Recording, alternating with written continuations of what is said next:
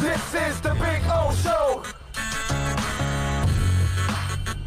This is the Big O Show.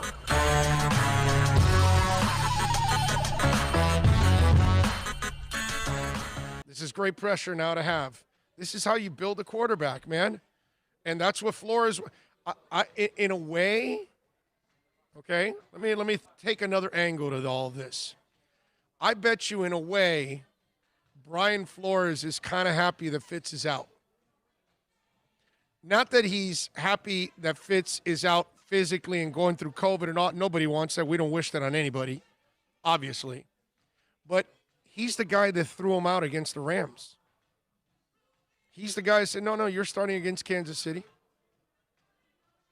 So he's not afraid to put the kid in a difficult position. Why? Because he wants the kid to learn. That's how you're going to learn. You got to fail to succeed. We've had that conversation before. And now you get to throw him against the Bills in literally a playoff type atmosphere, because that's what it is for him. Now the question is, how motivated will the Bills be? But Tua's got to be extremely motivated now to try to get this done. So for Flo, he gets to put the guy in a position to see if he can succeed in a pressure situation where he can lead his team to a victory and get the 11th win of the season. Now, I've told you guys this in the past. I want the Bills at full strength. I would rather watch the Dolphins win or lose for 4 quarters against the Bills' complete team. Because if you do happen to pull out the victory, think about the message you're sending to the Bills. Like, okay, well, this is a young and up-and-coming team that still hasn't even finished rebuilding, and they're already beating us? Man, that's a hell of a challenge.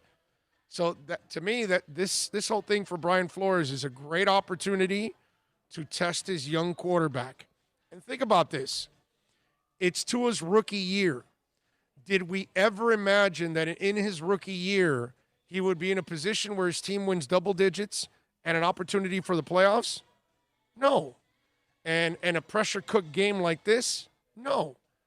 We thought he was probably going to play a lot of, games that were important to him individually, but not really important to the team because they weren't going to be in a position to enjoy something, an accomplishment like the playoffs, like double digits.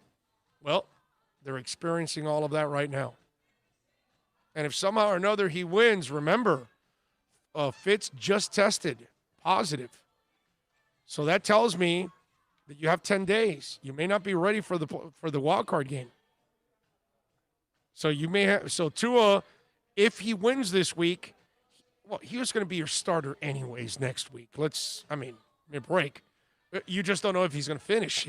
That's what it would. Well, guess what? Now he has to start and finish both. And again, this becomes great stuff